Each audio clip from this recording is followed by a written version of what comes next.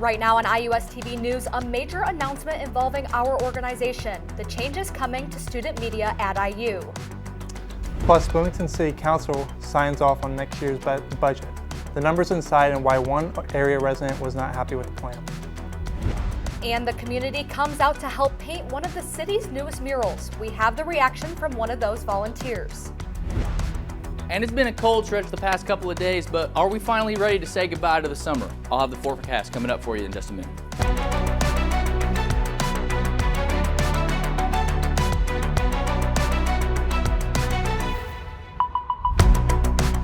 We will get to those stories in a moment, but we start with IUSTV News breaking news. Thank you for joining us. I'm Sidney Moore. And I'm Dreiman. Two former basketball players have filed a lawsuit against IU for allegedly ignoring sexual abuse claims against a team physician.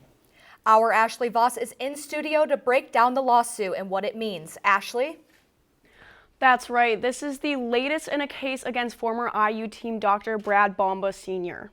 You may remember last month IU announced it hired a firm to investigate claims Bomba performed inappropriate prostate and rectal exams to players during annual physicals. Now, former players Harris Mujijanovic and Charlie Miller came forward in the suit saying IU ignored what they said was well known amongst the team and staff. Part of the lawsuit reads, quote, Mujijanovic and Miller, along with their former IU men's basketball teammates, must unfortunately add their names to the list of athletes subjected to routine, systemic sexual assault and sex-based harassment under the guise of medical care, end quote. When asked for comments, IU referred to the original statement sent out last month. This is a story we expect to grow with more lawsuits possible. For now, in studio, Ashley Voss, IUSTV News. Ashley, thank you. To stay up to date on any and all breaking news, visit IUSTV.com. And be sure to follow us on Facebook, Instagram, and Twitter at IUSTV News. Now to news about where you get your news. The Media School is making big changes when it comes to student media. The Media School announced that our organization, along with the Indiana Daily Student and WIUX, will converge financials into one multimedia platform. This will allow each organization to maintain editorial and brand independence while generating revenue collectively. The student media brands will share business operations and staff while maintaining independence in other areas. The merge does come with a cost, though. As of now, the IDS will be reducing their weekly printed paper now to just special editions, a move the paper's leadership has been vocal against. Our organization is not facing any cuts, and our leadership has expressed excitement with the plan. In a statement, IUSTV Executive Director Jack Paley said, quote, "We are incredibly excited for the opportunities this convergence will bring to student media as a whole. The sharing of media school resources and faculty should allow for growth within all three organizations that will ultimately create more opportunities for students," end quote. IUSTV News Director Ashton Hackman also expressed excitement with the plan, saying, quote, "This plan for student media ensures that students are well equipped to be effective, honest, and diligent journalists for our local communities, no matter how people consume news content. We are excited to work alongside our peers in laying the groundwork for a strong collaborative partnership that protects student media," end quote. The plan is set to be implemented immediately, but may take several years to be fully put into effect. We will, of course, keep you updated. All right, let's get a check of the weather, and boy, was it chilly out there this morning, and really all day long. Yeah, I'm enjoying the cold temps. I'm hoping it sticks around, but Quentin, tell us more. Yeah, so for us here, currently we got temperatures around 53, and then getting larger towards our southern counties with 56 in Bedford, and 56 in Brownstown, and then 51 in Martinsville and Franklin. As for our overnight temperatures, around 9 o'clock we're going to have those temperatures at 46, dwindling down to about 40 degrees around 12. And then around 3 a.m. we'll have temperatures at 37. As for that morning, when you're getting up going to class at 6 a.m., 37 degrees from 6 to 7, and then around 8 o'clock when the sun's starting to come up, that temperature will increase 1 degree to 38 degrees. We'll have a warm-up trend coming up later in the week, along with our game day forecasts and some dry weather, according to Ashton with his weather slides. So we'll see you in a minute. The countdown to Election Day is down to the last few weeks, just 20 days to go. And week one of early voting in Monroe County is in the books, and turnout is outshining early voting numbers from 4 years ago.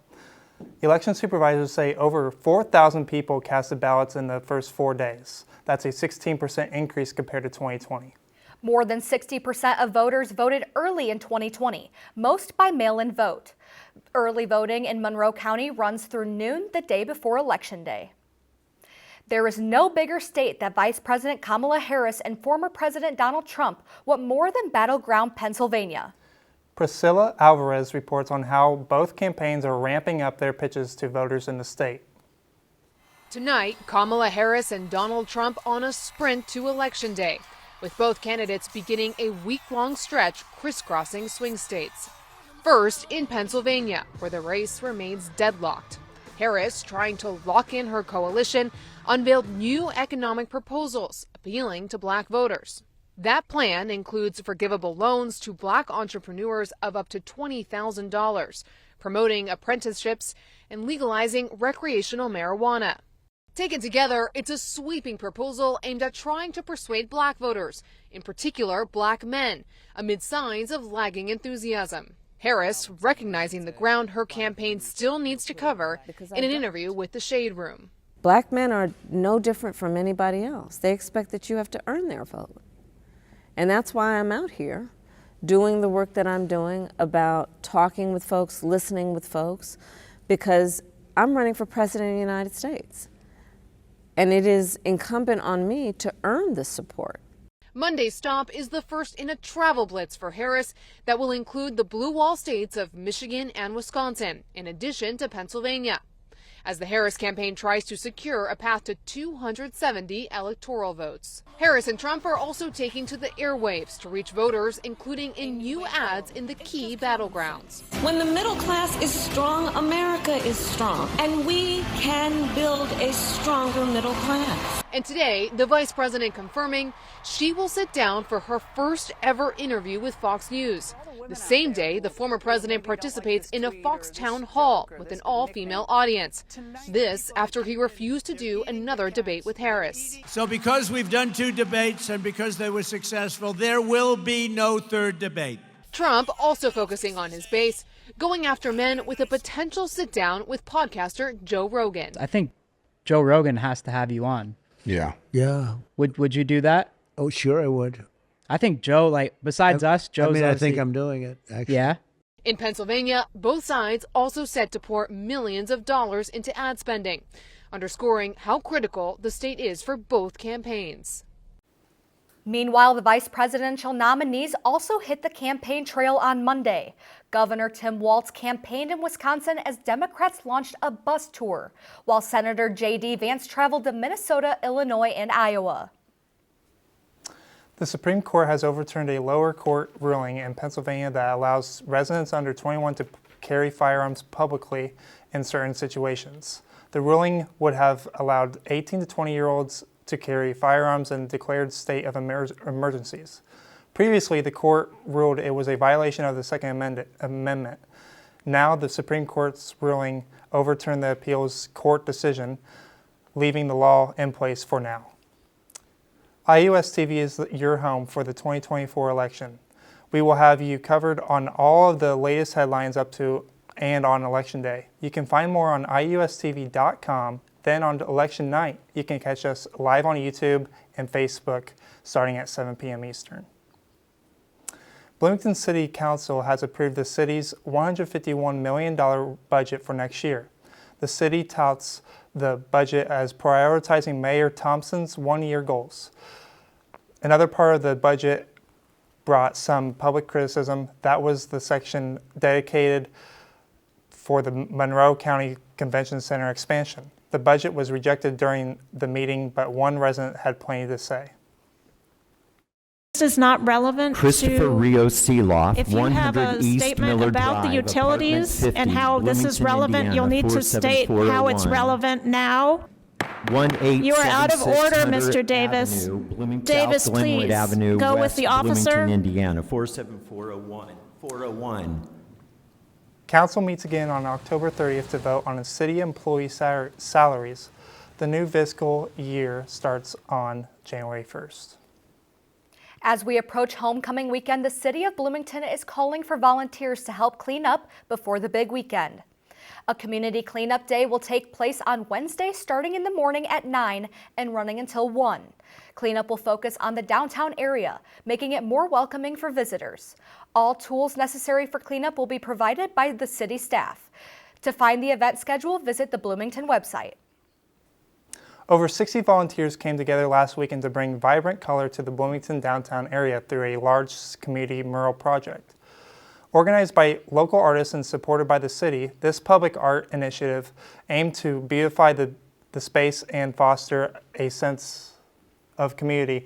The mural featured designs that reflect connection, nature, and sustainability, including images of porch gatherings, native plants, and cats. With everyone from children to experienced painters lending a hand. Well, I love that the community gets to paint it. I think that's really cool that we were able to do that, and public art is super important. You know, this is going to brighten up the community, and so I'm really happy with this project. The project is part of a partnership between the City of Bloomington and Duke Energy, funded by a $25,000 grant. This mural is the first in a series to transform the substation walls.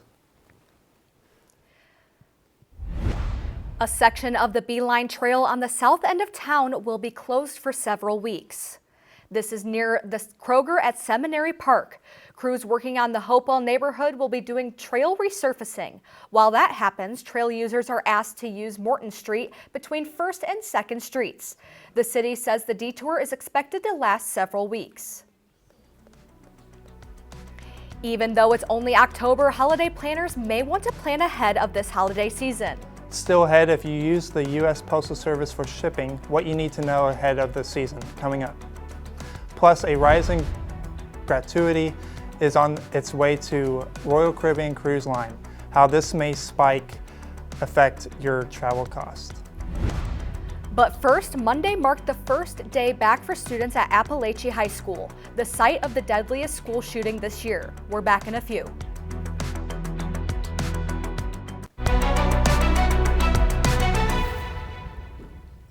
On Monday, students from Appalachia High School in Georgia returned to school for their first full day back. Audrey Washington has the details. It was one of the first things these students did on the first full day back to Appalachia High School. We watched as the group walked towards the makeshift memorial set up in honor of the 2 students and 2 teachers killed in a mass shooting last month. It felt really, really sad. We spoke with students struggling to return when Appalachia High first reopened in September on a half-day schedule. On the Barrow County School System website, there's information about the new school schedule and counseling resources. We're so grateful for our community that came together. Over at Ann's Flower and Gift Shop in Winder, they completed their fundraiser for the Appalachia High community. After the mass shooting, the manager, Paige Stinchcomb, offered to make ribbons at $10 a piece to raise money for the shooting victims and their families. I spoke with Paige over the phone on Monday. Through the fundraiser, we ended up writing a check for $21,350. That was 1,623 bows tied, plus another 5,120 in extra donations. Now Paige says her thoughts are with the Appalachia students, teachers, and staff on the first full day of class. I think they're constantly in the whole community's thoughts and prayers that they get through this whole school year. Counselors were readily available to support both students and staff. Sunday night, one person died and another left injured after a small plane crashed into a neighborhood in Savannah. According to police, 2 people were on the plane when it crashed and no one on the ground was injured. The National Transportation Safety Board says the plane departed from Miami and was heading to Savannah when an emergency was declared. The pilot was killed in the crash and the passenger was sent to the hospital with minor injuries. The crash is currently under investigation. As the holiday season approaches, U.S. Postal Services say you may need to plan ahead this year. The USPS is recommending that packages are sent no later than December 21st. Now, this applies only to Priority Mail Express service, which is usually faster and more costly. The less effective options like ground mail and first-class mail must be sent out by December 18th. The cutoff for ground services will be December 16th, and for a complete list of mailings and shipping dates, go to the USPS website at usps.com. An escalation in Walgreens store closings are on the way. Walgreens plans to close 1,200 locations, including 500 in the next year. 300 store closings took place in June, and more are on the way. The company is closing stores as part of a multi-year optimization program. If you travel on the Royal Caribbean, you can expect to see a raised gratuity rate starting November 1st. The automatic gratuity rate will increase by 50 cents a person. Non-suite passengers will have a daily recommended rate of $18.50 a day, and the suite passengers' rates will be $21 a day. The gratuities will be automatically added to the onboard accounts of passengers who can then increase or decrease them. 2 large pandas are making their way to the National Zoo in Washington, D.C. on the Panda Express. Bao Li and Qing Bao are traveling on a FedEx Boeing 7-77 cargo all the way from China. The 3-year-old pandas will be the first pair to come to the zoo in 24 years. The pandas are able to come based on a loan that is part of China's Panda Diplomacy Program. The pandas are one of the zoo's largest attractions, and after sending the last 3 pandas back to China last year, the National Zoo is expecting to bring millions of visitors with this upgraded attraction. Next on IUSTV News, could microbes on your toothbrush possibly save lives? The research in today's Health Minute. Plus, if you aren't a fan of the cool fall weather, you might not like the forecast. Quinn has the details on the other side of the break.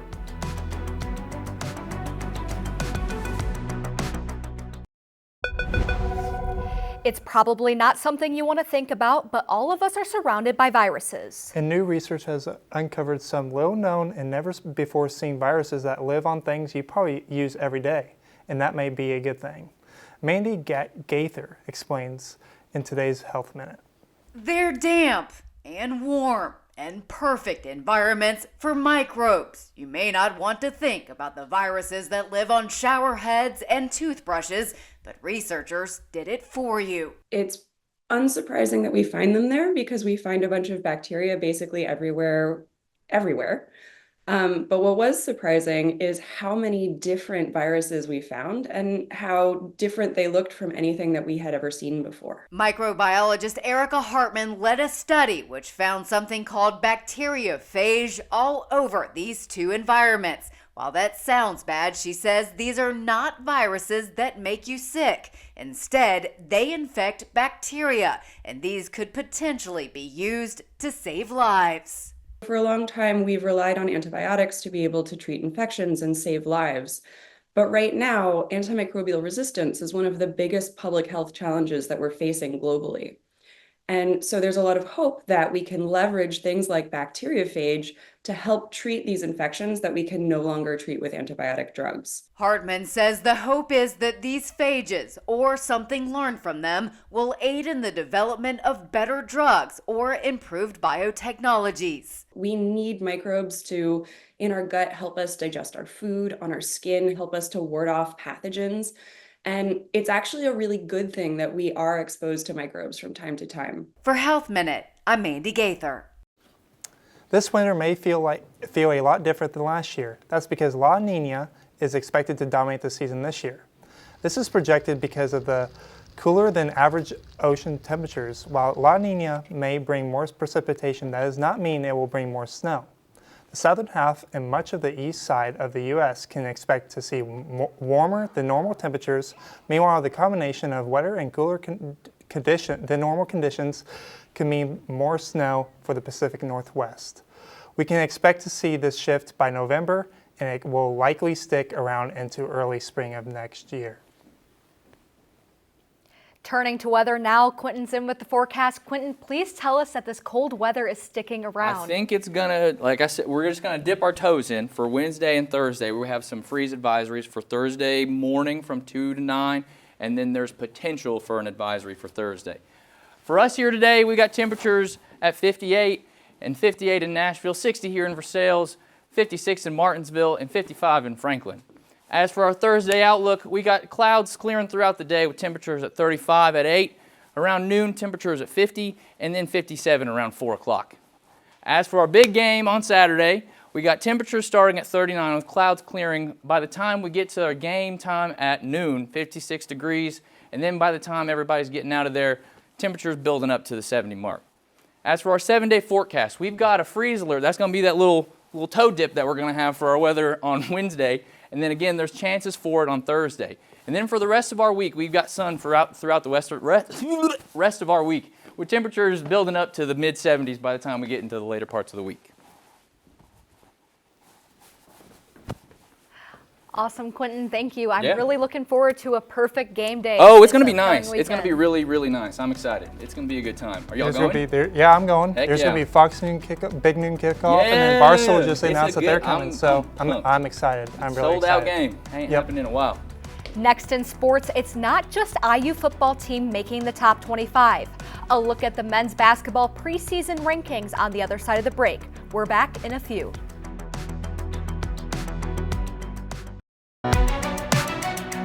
Hoosier sports fans have a lot to look forward to this week with our nationally ranked football team coming off a bye and preseason rankings for basketball being released. I'm Allie Holm, and let's start with men's basketball. Indiana's men's basketball is back in the spotlight, ranked number 17 in the AP preseason poll after being unranked last season.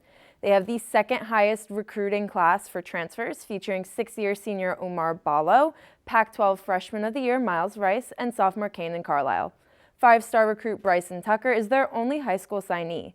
Key returning players include fifth-year senior Trey Galloway, junior Malik Renault, and sophomore Mackenzie McBacco. Indiana is the second highest Big Ten team, just behind number 14 Purdue. They'll debut their new roster at Hoosier Hysteria on Friday at 7 p.m. and face Tennessee in an exhibition game on October 27th. The number 16 ranked Hoosiers football team has sold out its November 9th game against Michigan and this Saturday's matchup against Nebraska.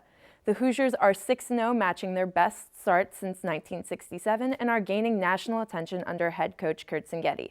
Linebacker Jalen Walker is expected to return for the Nebraska game. Indiana has not trailed this season with impressive wins over teams like UCLA and Maryland. 6 ESPN analysts have predicted that the Hoosiers could make the 12-team college playoff, and several bowl projections as well in play. Women's soccer, Wisconsin defeated Indiana 1-0, with the Badgers scoring the only goal in the 11th minute. Despite Indiana's efforts, including 6 total shots and 3 in the second half, they couldn't find the net. Senior goalie Jamie Gerstenberg made 4 saves. Indiana will look to bounce back on Thursday against Illinois at 7 p.m. And for the latest on all things IU sports, be sure to tune in each week to Hoosier Sports Night. You can catch it Thursdays on IUSTV. And that's all for sports. Back to you at the desk. Allie, thanks. Let's get one last check of that 7-day forecast. All right, we'll give you one last look now. So as for Wednesday, we've got that frost alert or frost advisory, and then there's potential for it on Thursday morning as well. As for the rest of our week, we've got nothing but sun and shine, with temperatures building into the mid-70s by the time we get into next Monday and Tuesday. Quentin, thanks, and thank you for watching IUSTV News. For updates between newscasts, check out IUSTV.com, and we look forward to seeing you all back here on Monday. Take care. Y'all have a good one.